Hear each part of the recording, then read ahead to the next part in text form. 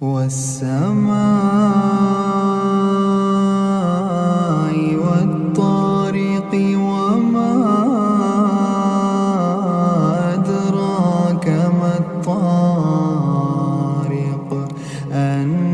النجم الثاقب إن كل نفس لما عليها حافظ فلينظر الإنسان مما خلق من ماء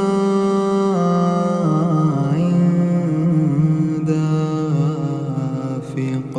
يخرج من بين الصلب والترائب إنه على رجعه لقادر يوم تبلى السرائر فما له من قوة ولا ناصر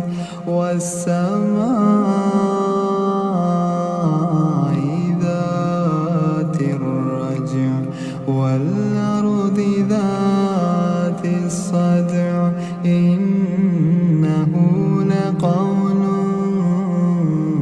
فصل وما هو بالهزل